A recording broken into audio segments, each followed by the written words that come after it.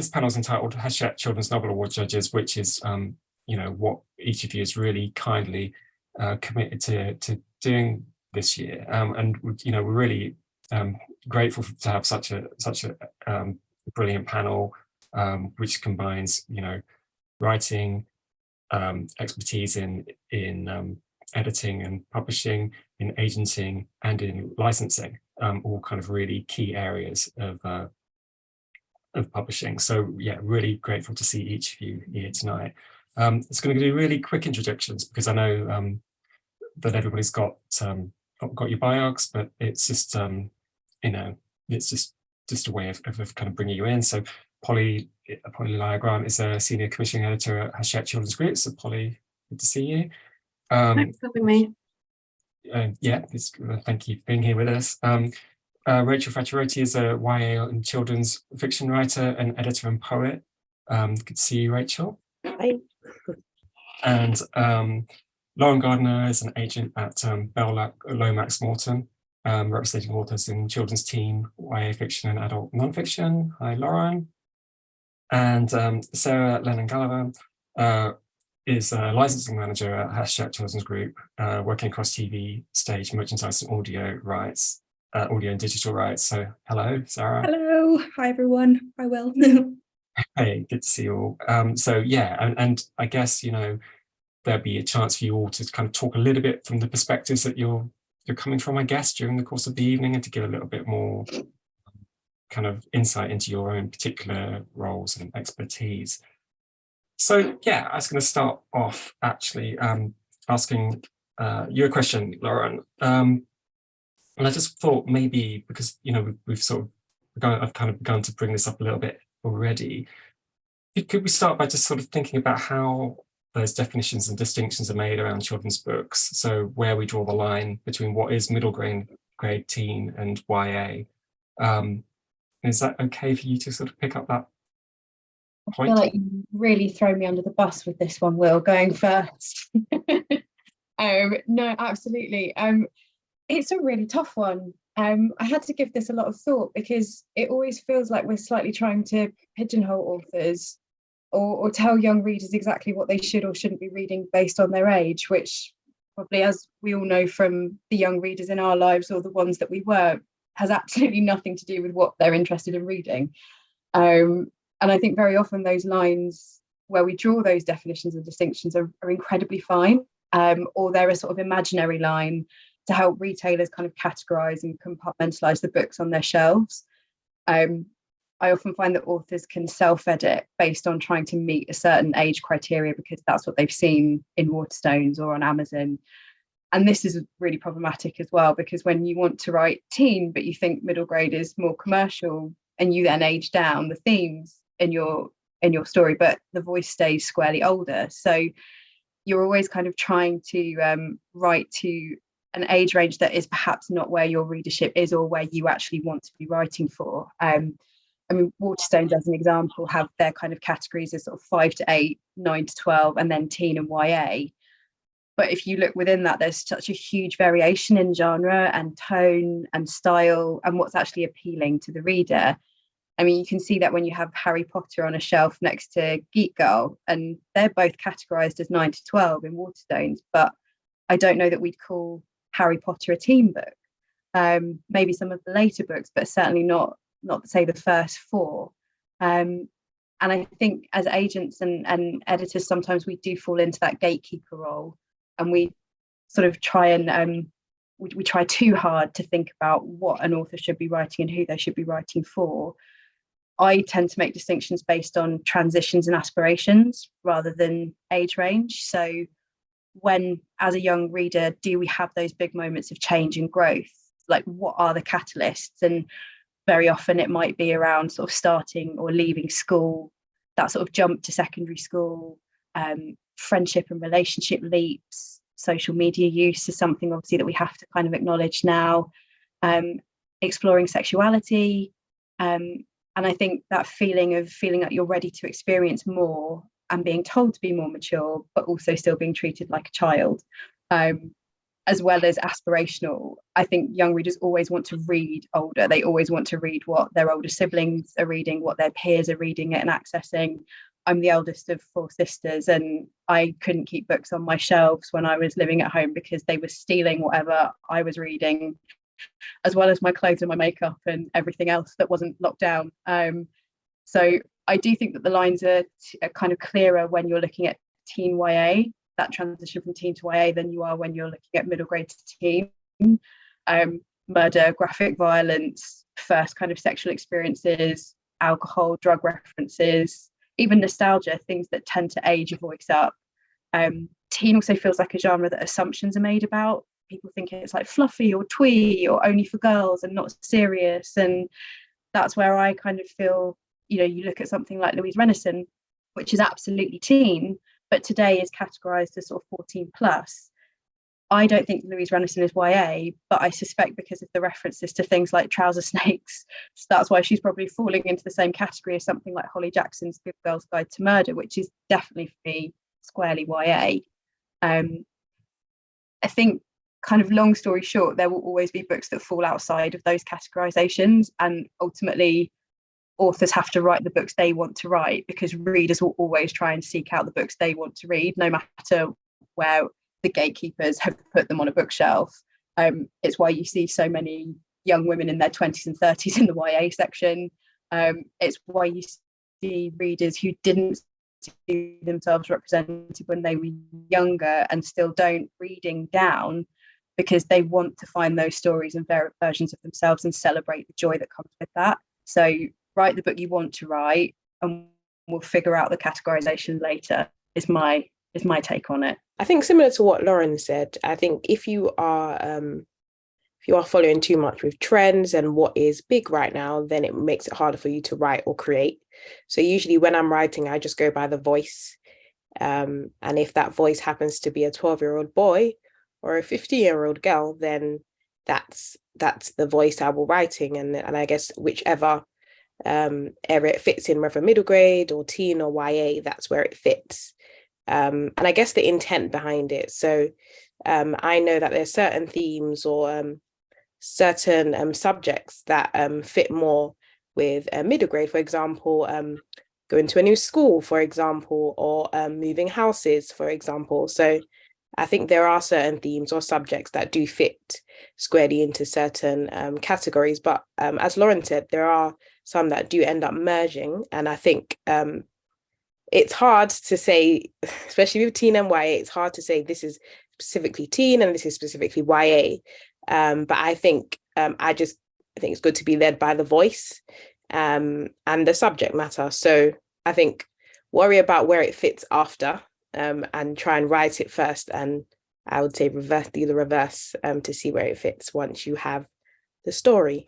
Definitely. I think when we're looking for kind of middle grade writers, you know, part of the way that I think is good to think about it is the kind of definitely writing the story that you want to write, but also thinking about the reading level of the child who is going to be picking up the book. So kind of in a more practical sense, you know, thinking about your sentence structure, thinking about, you know, middle grade readers are kind of, you know, that, you know, an 8 or 9-year-old could read independently without the help of somebody else.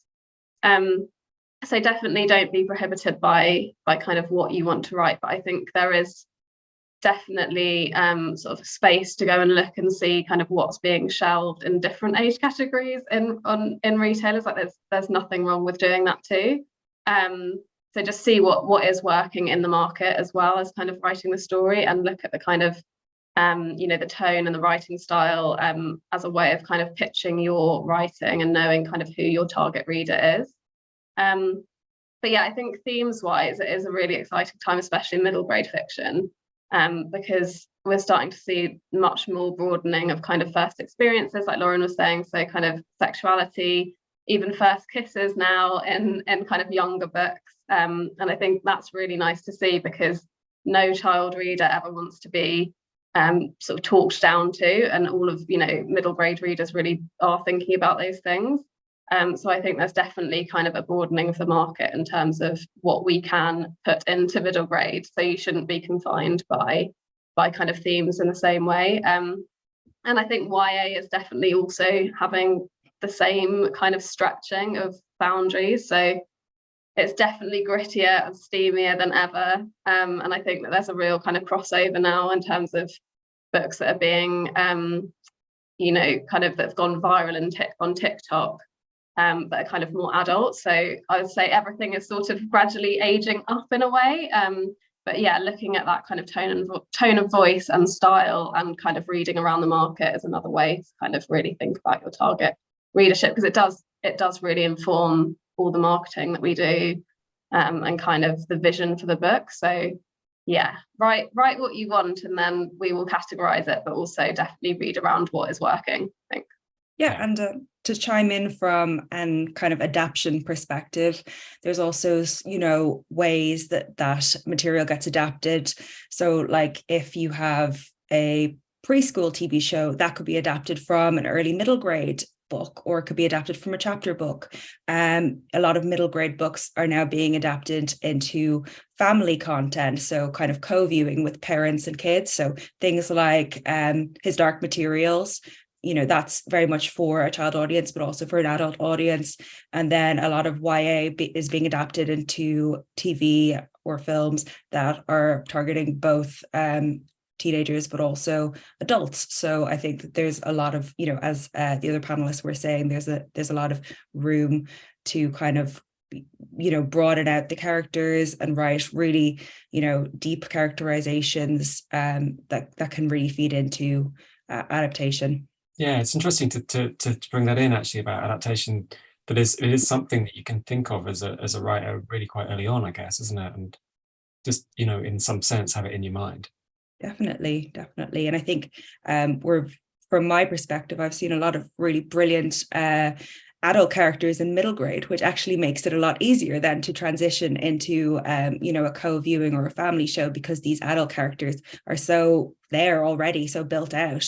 And then you can think about casting, like, could you cast an established actor in that part? And then, you know, that makes the whole process easier. So it's always good to, you know, have it in your mind. Yeah, it's really exciting. And that kind of brings me on to the next question I want to ask. And I was going to direct this to you, Rachel, initially, which is just about thinking of, you know, how writers can go about finding those kind of stories and themes that they want to write about, but that are going to have resonance in the market. And you've sort of touched on that a little bit already by, you know, you talking about you know, finding the voice and writing what you know feels right to you. But yeah, again, is there a certain type of story out there that has that kind of resonance for people in the industry, do you think, or is it always about finding something new? I guess a mixture of it, but I think it's always important to actually talk to, if you can, children and teens that you know or have in your life about what they're going through, really, because I know it's there are similar themes that we all go through, I guess, regardless of what age or year we were born in. But I think that it's always good to be current. So if you can talk to any children or teens about what's going on in their lives, what they're reading, almost word of mouth, really, just to make sure that you are on your subject is relevant, and that they are able to understand where you're coming from and what you're writing. But I guess themes like acceptance or finding your voice and subjects like that are always quite common, I would say. And it's funny because I have a niece and nephew, and I have quite a few teens and kids around me. And a lot of the things that I struggled with, they do as well. So we're not as far removed as we think we are, but I always think it's important to look around, watch the news, read what's going on, just so that you are in the know, and that what you're writing is relevant to who you're writing for, rather than assuming and thinking this is what they need. So yeah, that's usually how I go about doing it. Yeah, it's a really interesting point that about how your own experience can actually link to the experience of the people, you know, of another generation, actually, that you can draw on your own experience, and it's relatable to people who are, you know, the age you were at that time. Yeah, Lauren, did you want to comment on this point? Is there stuff that you're looking for? I know there's obviously there's things that you'd articulate as being in your taste and genre and area, but is there also something else that you're looking for that's more like it's harder to define than that, I suppose? I think kind of agreeing with what Rachel was saying, it's those sort of classic themes that feel like they do work sort of intergenerationally, you know, acceptance, kind of those big moments of kind of life change growing up. Those kind of classic stories will always be something that I think young readers need. We do, I think, as agents probably are slightly more influenced sometimes by trends, or if we see something working really, really well, we think actually, okay, could we make this work for children's fiction? So if we see something kind of moving really swiftly in, say, adult fiction, for instance, there's a lot of kind of Greek mythology kind of retellings happening at the moment. And so it's like, oh, could we find a Madeline Miller who could do that for middle grade? Or looking at things like the kind of romantic comedy sort of TikTok books that are going viral for kind of women's fiction, how can we bring some of that down into YA? So we do tend to look for kind of, with that kind of commercial eye is always slightly sort of roving, but it's always actually, as an agent, you're very lucky you do get to indulge your kind of personal taste a lot as well.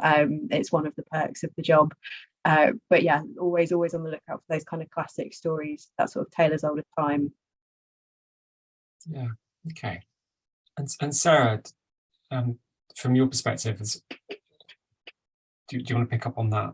Oh yes, well, I would definitely agree with what Lauren said, that in the film and TV world as well, there's definite trends that we, you know, especially if there's been a property that's been really popular. I remember the year after Jumanji came out, I think every producer was looking for their own Jumanji.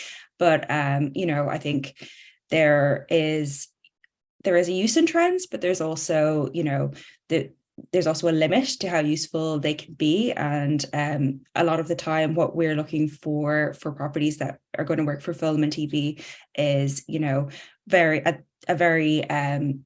a hook, you know, a concept that's going to be strong, that's easily communicatable, and, you know, characters that you love and root for and would want to, you know, in an adaptation follow for a large number of episodes and a large number of seasons, a world that just keeps giving, really. That would be kind of how I would put it. Yeah, okay, thank you. And yeah, connect to that. So, I guess, Holly, do you how far should writers be kind of aware of what's already out there in the market? You know, how much reading should they do? Yeah, I mean, I'd say that it's the best thing that you can do, because I think, you know, absolutely you should write the story that's from your heart, because I think that's going to connect with your editor and your agent, and it's all about the voice. But if you can think about where it sits in the market, then it's no bad thing, because, you know, when I go to an acquisitions meeting, if I can say this sits perfectly alongside, you know, Amari and the Knight brothers or whatever it might be, it means that our commercial teams are kind of, you know, their ears prick up and they're kind of really engaged already in the kind of concept. So yeah, I think it's definitely worth reading, because just going to your local library even, or Waterstone, just seeing what is being kind of shelved, I think is definitely worth doing. And I'd say we definitely do look at trends. You know, there's been kind of a really fast trend led kind of YA kind of sort of fluid movement at the moment for kind of romantasy, which is like romance meets fantasy. And I'm sure that like pre-Christmas that wasn't really a thing. So it's like it's a constantly adapting market. But I think with middle grade, although I was kind of touching on before, you know, that it's slightly more fluid in terms of themes than ever before, and it's certainly very aspirational in terms of content. And series like Lottie Brooks has really like cracked open the teen market, I think, which is really exciting.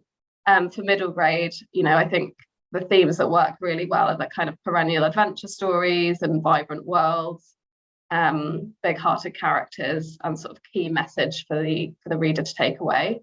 So yeah, I think just to sort of follow on from that, I think find out what's working in the market and write what you want to write, but then think about kind of what it is about your book that makes it unique and makes it stand out. So if it's a sort of perspective that's lacking in the market, or perhaps your own sort of experiences has influenced your writing, so as much as you can kind of bring your own voice and story into your kind of pitch about the project and about your book, you know, is a really effective way of kind of connecting to your kind of gatekeepers.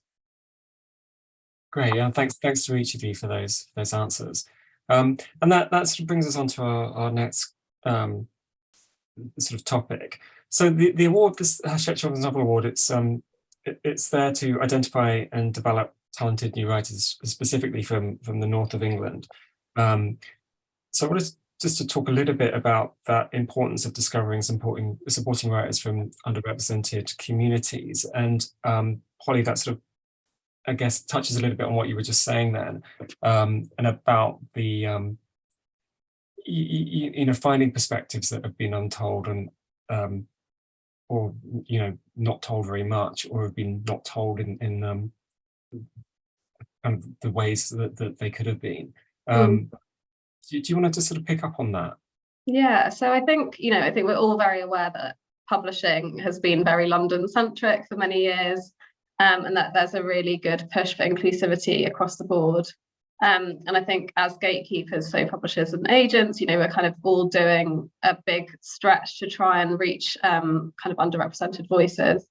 And it is a gradual change, and we need to put sort of measures in place to really kind of open up the industry as much for kind of, you know, recruitment, but also for writers. So we've actually got some Hachette offices that have they've opened nationally, and the idea is, you know, we'll have people on the ground to kind of make sure that kind of more industry people are reaching out and finding authors from really exciting pool of talent that we know is just waiting in the wings. And I know that this partnership with you is a really tangible way to combine our skills and kind of make that change a reality. I think in broader terms, discovering underrepresented voices is really important, because it leads to publishing that is more representative of the world that we're living in, and it helps kids to kind of understand and celebrate rich and diverse worlds, which of course leads to the development of empathy and respect for a variety of people with different experiences. So it's absolutely fundamental that we open up our doors, find new writers, find new perspectives, that children can see themselves represented, and also that they're learning about new experiences and experiences that are different from their own.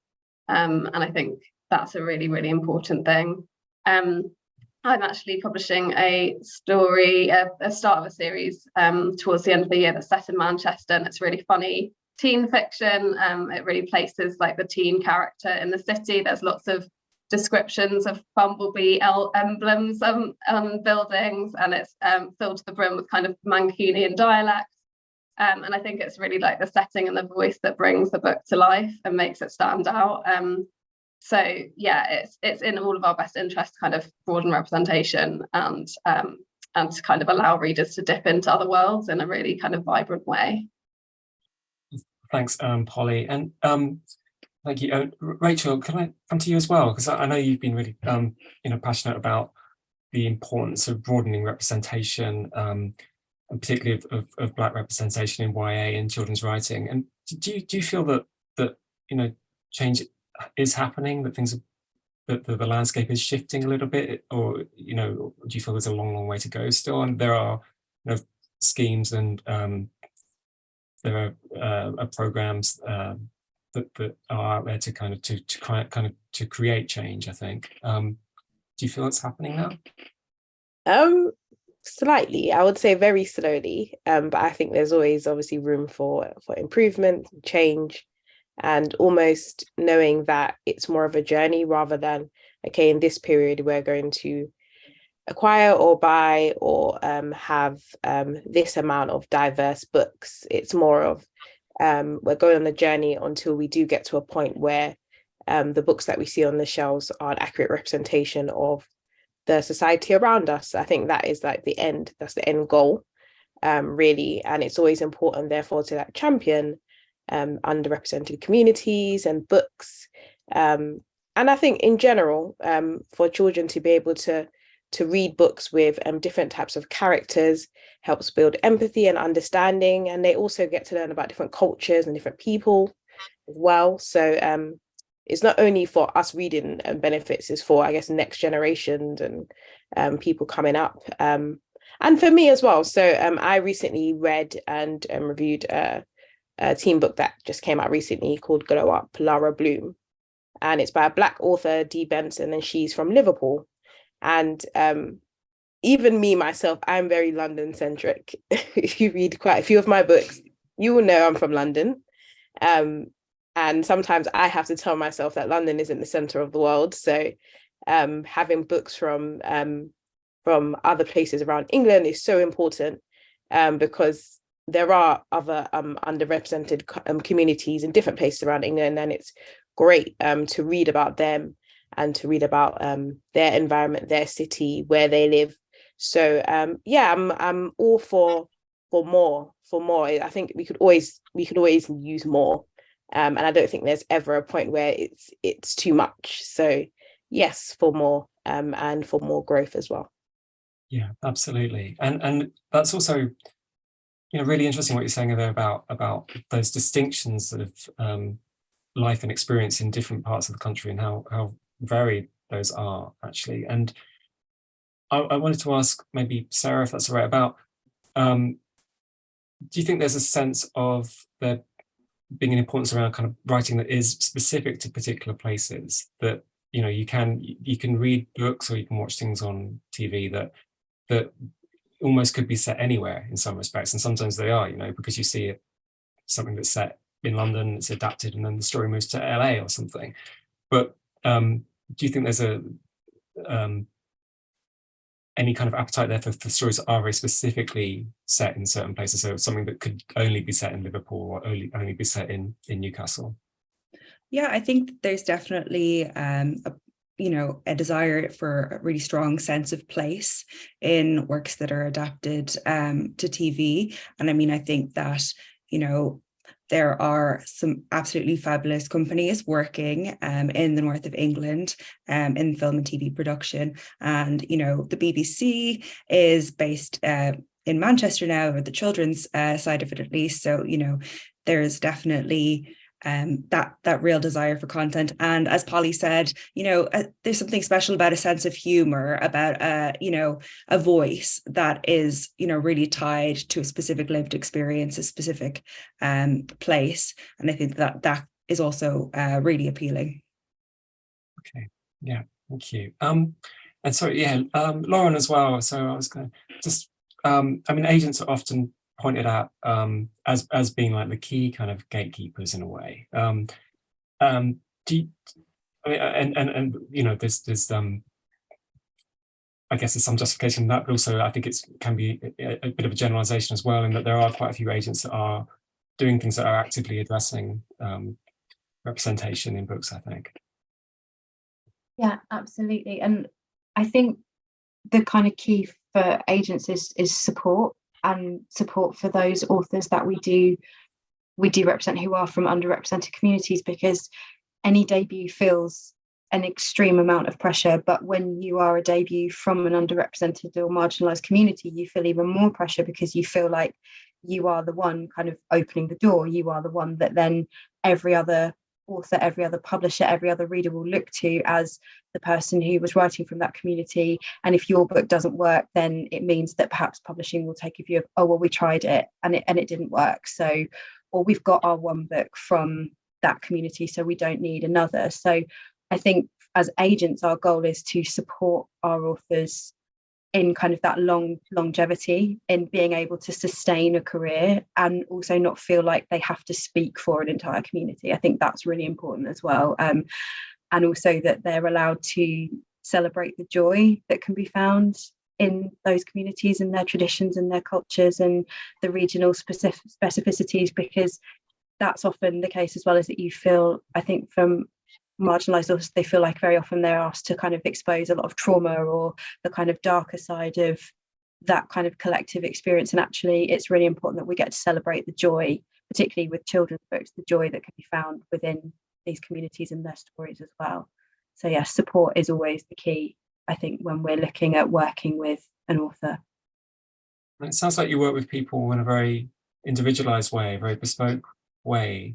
Does that sound right? That you really look at what their aspirations are for their career, where they Yeah, want to. absolutely. We would be so short-sighted not to. And it's always something that I think as a kind of as an agent, a smaller agency, we are able to be a little bit less sort of restricted by what we can work on. You know, I have an author who is from Bolton, and he's a queer illustrator, and he has written YA non-fiction. His new book is a YA horror graphic novel, and we're currently working on a really brilliant queer picture book about a velociraptor. So it's that thing of, you know, if we believe in that person, we believe in their voice, we believe in their talent, we will want to work with them and support them in whatever way we can, and help them kind of be ambitious and really have those big aspirations. And we'll work really hard to make sure that they get to where they want to be and where they need to be, where the books need to be. Brilliant. Yeah, and sort of to liberate people to write, or, you know, or to illustrate what they want to do creatively, artistically, I guess, and yeah, within the market, and to kind of give them a guiding hand and the benefit of your knowledge and experience, I suppose. Yeah, absolutely. Okay. Well, thanks so much for those answers. Anyone else got any more points on that particular topic? Should we? Okay. Well, I wanted to ask Sarah to talk to us a little bit about the potential for children's books to be licensed for TV and film, and to think about a little bit about when that becomes a consideration, I guess. Does it become a consideration for publishers at commissioning? Is it something that the authors can begin to kind of imagine as they're writing books? And if you feel, I suppose, as well, that there is a widening of the opportunity out there for TV and film adaptations, with, you know, with this kind of great broadening of platforms and you know, streaming services that we have. Yeah. So, I mean, I think that the world of film and TV have always looked to books to find great stories. Some examples that you may know: Shrek, How to Train Your Dragon, The Octonauts, Paddington, all based on books. And in a lot of ways, there's an overlap in what works for film, TV, and what works in a book. So I think everyone is looking for a really strong concept, characters that we can really relate to and, you know, fall in love with, and whether it has a unique viewpoint on the world, a unique perspective. I would say that some books lend themselves to adaptation really well, specifically if they have what, you know, is often called a returnable premise or a story engine. So you could imagine lots of different stories in that same world. So just for context, you know, a season of animation is 52 11-minute episodes. So that's a lot of stories. So when there's, you know, a kind of story engine, that gives it the potential to have all those kind of adventures in that world. So, for example, if it's a detective character and in each episode they can solve a different crime, well, that's a really clear, returnable premise. Also, in the film and TV world, people love to do kind of like comps that are like, it's this meets that. So it's Harry Potter meets Downton Abbey. And then immediately that puts a picture in your head of what that kind of story is. I do think that there is definitely a lot of opportunity out there. I've just come back from Kids Screen in Miami, which is a really big market for producers, studios, production companies, where I met a huge range of people from the UK, Europe, Canada, the US. So I think, you know, there's a real desire out there for content at the moment, and having a book is a really great starting point for a producer, because, you know, obviously there's a development process by which, you know, a book becomes a TV show, but you've actually done a lot of the work already for them. So you figured out the rules of the world, you figured out how everything works, you figured out the characters, and then they can go from there in developing it out to being a TV show or a film. So I think, you know, that's why a lot of producers really like to look to books, because, you know, they already have this fantastic world worked out for them, and they can usually like see it in their heads how it's going to play out. But yeah, I'd also say that getting a book optioned, which is kind of the first step on the process, it is, you know, is just the first step, and not all books that are optioned end up getting made into a film or a TV series. There's lots of different kind of factors that play, financial, timing. So I think you need a little bit of luck on your side to kind of get that over the edge. But I think often like film and TV comps can also just be really helpful. I've seen a lot of publishing submissions reference TV or reference films, and I think that is also helpful in giving like a real, not just in my job, but also for Polly and Lauren, and giving a kind of a sense of where it sits in the market and what kind of audience it's going to appeal to.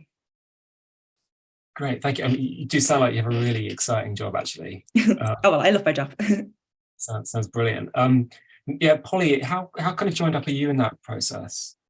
Yeah, so I mean, we definitely are trying to kind of hang on to film and TV rights as much as possible. Like, it feels like more and more that world is opening up to us. But as Lauren will talk about probably, she is also trying to hold on to rights. So there is a bit of a kind of tussle for those rights as the kind of TV becomes a bigger part of our kind of strategy going forwards.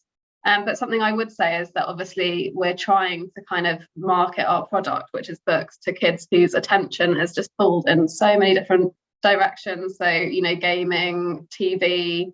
So I think, as Sarah says, kind of comping to kind of, film franchises or TV is a really effective way of kind of marketing your books.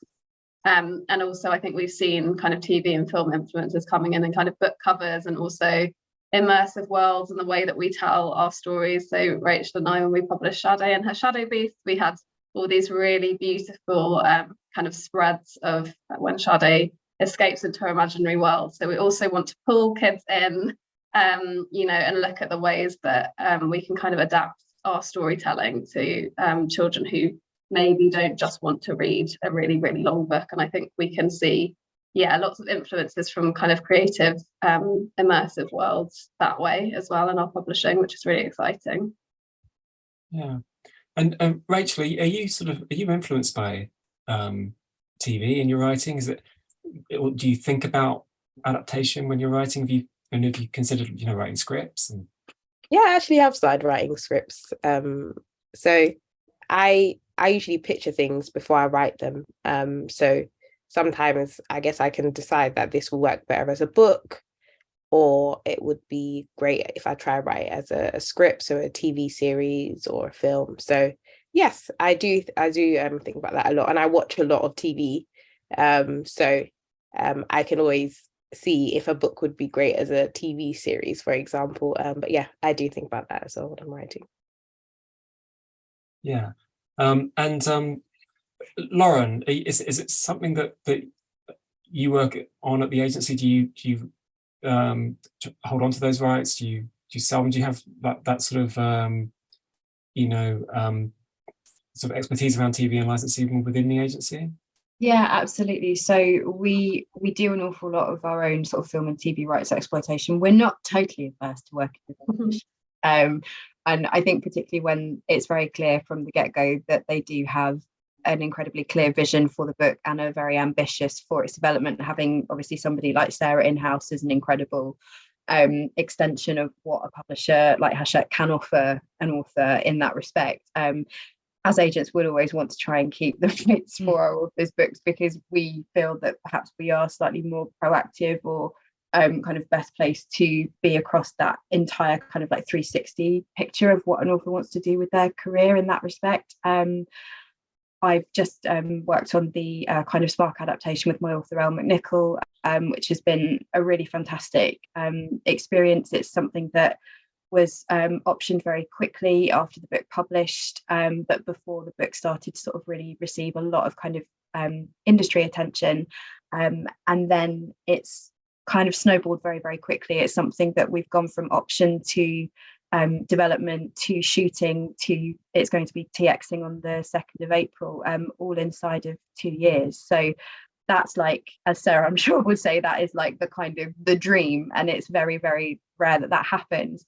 But it's also been brilliant to see the way that I think production companies are looking to support authors who are writing books that are about marginalized groups. And with Elle in particular, she's neurodiverse, and it was really important to her that the cast be played, but the characters be played by neurodiverse actors, and that was a kind of a prerequisite for when we were taking the book out on submission to production companies. Elle's been involved with scripts. She's written 3 episodes of the series herself. It's been an incredible opportunity for her to be writing shadow scripts and be in a writing room, and that's something that now we're supporting her with doing, kind of moving forward. So it's really been brilliant to see how publishers and production companies are very much kind of more open to supporting authors and involving the author in that process. I think before it's kind of been very sort of maybe sort of slightly hands off, and the author sort of sits back, and if they get it made at the end of the day, great, but actually to see them wanting the author to be in the room has been really, really exciting. So yeah, we're definitely doing a lot more of that, but we're also very happy to work with publishers when we feel the project is right and that ambition level is there. Yeah, I mean, there's that sense, that how all of you, I guess, kind of work together across, different aspects of the whole process, and that you are naturally, you're defending certain areas that you need to within your own kind of remit, but you're also, I guess, working very clearly to create those opportunities, I suppose, for the writers, and to see that work come to fruition in as many different possible ways as it can. Yeah, absolutely. I mean, with one thing that we often do is, if a book is adapted into TV or film, we'll work with the publisher on having a tie-in version of that book come out with, either using stills from the film or the TV series on the cover. Hachette had the kind of licensed rights to do the sex education novels, and one of my authors, Katie Birchall, was selected as the kind of author of that book. So that was a brilliant project for Katie to try YA, which she'd never written for before. And now that book series has been translated into over, I think, 20 languages. And so that's now opened up an amazing selection of new foreign publishers for Katie for her other books. So it's very much kind of give and take and collaborative always. I think spirit of collaboration is really important between publishers and agents and authors. Yeah, definitely. I definitely agree with that. And, there's been a lot of instances where Polly or another member of the editorial team would give me a manuscript and say, will you take a look at this from a film and TV perspective? Because my background was really that was my job, reading books from a film and TV perspective. So I kind of have that eye, and that I can be like, oh, I think that this, there's something here, that this is potential. I can immediately think of who I'm going to send it to, who is particularly looking for this kind of a project. And I think that's one of the great things about working in such a collaborative industry, where everyone is really looking for, to give the author the best experience, and to get the story out there in as many different ways as possible. Yeah, and to the benefit of everyone, so that the communities of readers that you serve as well. So definitely. Yeah. Okay, guys, actually, we're sadly out of time, but I did just want to ask you very quickly one kind of final question for each of you. So just if you could just describe as succinctly as you can what you're looking for as judges this year. So you can give me like a 1-word answer if you're that succinct. So does anyone want to go first? I don't want to pick on anyone. I'm happy to go. So I'd love to find a story that brings a real sort of sense of place to the storytelling, a really sort of bold and transportative voice, and I'm always looking for stories with kind of unlikely friendships, and as Rachel can attest, I love a story that makes me cry, but it's not it's not a must, it's just I like to be moved. So there's a few options there. Brilliant answer, thank you. I don't mind going. All right. I guess a story with a big heart and a big message as well, with some great characters and great voice. So to be honest, I'm looking for anything that's great. So whichever category that fits in, whether it's teen or an MG, contemporary, anything that is got a great message and great characters, I'm for. So. Okay, that sounds a lovely book, actually. Thank you. I would love to see something that sort of celebrates or embraces kind of folk tales from the north of England. So any kind of, I don't know, Devil's Bridges or the Rat King or Lake Summer Water, anything that has that kind of root in folk and legend from the north, I would be really interested in that for middle grade or kind of YA teen. And then I am going to use a film reference or TV reference because I was obsessed with Happy Valley, like everyone else in the country, and I would love a kind of like sort of northern noir, sort of gritty crime, speculative thriller, probably for YA, but if you can do it for middle grade, I'd love to see that as well. Exciting. Thank you. Sarah? Yes. So what I would love would be a project with a great elevator pitch. So the idea is I'm stuck in a lift with a producer. Can I tell them how fantastic your book is in a couple of lines? And I'd also like to see some really characters that, you know, you can relate to, that you can fall in love with, that you can, you know, want to see how their story continues. And, you know, that's something I'd really like to see. Thank you so much for that. I'm trying to put all your answers together in my head to that question. Yeah, if you can combine all of them, that would be an ideal. Not a Right. big ask. Fantastic. Thank you for the answers, and thank you for all your contribution over the last 55 minutes or so. It's lovely to talk to you all. And again, yeah, just to say a really big thank you to Polly, Sarah, Rachel, and Lauren. Yeah, really grateful for your time this evening. Thanks, Will. Thank you so much. Thanks. Thank you. Bye.